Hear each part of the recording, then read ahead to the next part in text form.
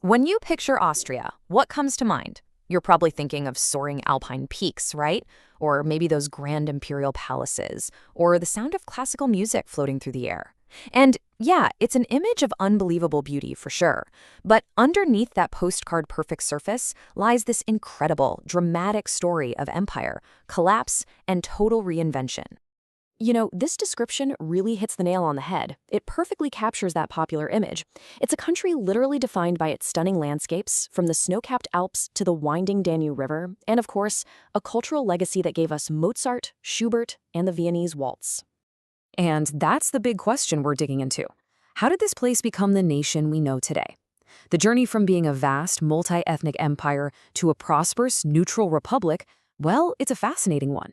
It's packed with conflict, incredible creativity, and some really crucial decisions that shaped its entire identity. Okay, let's dive right in. To really get Austria, you have to start with the land itself. Its geography isn't just a pretty backdrop for a movie, it's the foundation of its story. It's influenced everything from its economy to its very identity. Get this, a staggering 62% of the entire country is covered by the Alps. This huge mountain range has dictated life here for centuries. And it's not just for skiing and hiking. It's shaped where people live, it's created unique regional identities, and it's fostered this really deep connection to nature. And then there's its location, which is absolutely key. It's totally landlocked, bordering 8 different countries. For its entire history, this has put Austria right at the crossroads of Europe. It's been a bridge connecting Germanic, Slavic, and Italian cultures, making it this natural hub for trade, for conflict, and for new ideas. So if the Alps are Austria's backbone, then the Danube River is its lifeline. This mighty river flows from west to east, connecting major cities like Linz and the capital, Vienna. It's been a vital corridor for commerce and culture for thousands of years. And here's where that geography translates directly into modern innovation. All that mountainous terrain and all that flowing water makes Austria a real powerhouse of renewable energy. Over 60% of its electricity comes from hydropower, which has made it a green energy leader in Europe. All right, so that's the land. Let's jump into the history because it's from this unique geography that one of Europe's most powerful and long-lasting empires emerged, the Habsburg monarchy. For over 600 years, think about that for a second, the Habsburgs ruled from Austria. What started as just a small duchy grew and grew through strategic marriages and conquests into a massive territory. By the 19th century, the Austro-Hungarian Empire was a major European power, a huge, sprawling, multi-ethnic state ruled from Vienna. And Vienna? Vienna was way more than just the political center. It was a cultural magnet. Artists, musicians, philosophers, scientists, they all flocked here, creating this incredibly rich environment. That imperial legacy is exactly why Vienna today is just overflowing with grand palaces, opera houses, and museums. But then, it all came crashing down after World War I. The empire was defeated and completely dismantled.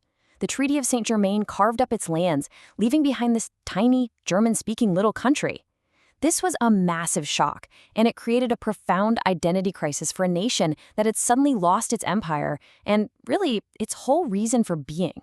So this period of instability and this deep sense of loss, it led directly into one of the most turbulent and, frankly, darkest chapters in the nation's history, as Austria struggled to figure out who it was in a rapidly changing Europe. You see, the new republic was fractured politically and weak economically. For a lot of Austrians who felt their small country just wasn't viable, the idea of joining with their powerful German neighbor was actually pretty appealing. This desire, which was forbidden by treaty, culminated in the Anschluss of 1938, and just like that, for 7 years, Austria simply ceased to exist. Austrian-born Hitler, of course, framed it as this triumphant homecoming. And it's a hysterical fact that after years of turmoil and lost identity, the annexation had massive, genuine support from many Austrians who were hoping for stability and a restored sense of national pride. But this union would lead to absolutely devastating consequences for the country and many of its citizens, especially its large Jewish population. Now, this statistic reveals a really difficult truth. For decades after the war, Austria promoted this image of being Hitler's first victim. But the historical reality, as we now understand it, is much more complex. While many Austrians did resist, they were also disproportionately represented in the Nazi regime. They made up just 8% of the Third Reich's population, but they were over 13% of the SS and an unbelievable 40% of the staff at Nazi extermination camps. This is a painful legacy that the nation only really began to confront officially in the 1990s. So, after the defeat of Nazi Germany in 1945, you might think Austria was immediately free. But nope. It was divided into 4 occupation zones: American, British, French, and Soviet, just like Germany was. For the next 10 years, its entire future was hanging in the balance of the new Cold War. So how on earth did Austria emerge from all this devastation and occupation to become the country we know today? Well, the answer lies in a single, defining political decision that became the very bedrock of its modern identity. In 1955, after years of intense negotiations, the Allied powers finally agreed to leave. The Austrian State Treaty restored the country's full sovereignty, which was a huge moment of national celebration. But this freedom came with a very, very important string attached. The moment the last foreign soldier left, Austria passed a constitutional law declaring its perpetual neutrality. It promised to never join a military alliance like NATO or the Warsaw Pact. And this unique stance allowed it to carve out a special role for itself as a diplomatic bridge between East and West during the Cold War. And this foundation of neutrality provided immense stability. It allowed Austria to just focus on rebuilding its economy, joining the United Nations, and eventually the European Union. Vienna once again became a major international hub, hosting key organizations like OPEC and fostering diplomacy. And the results of that stability? Well, you can see them right here.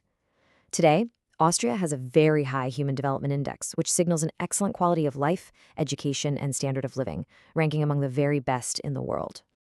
And all of this brings us right back to where we started.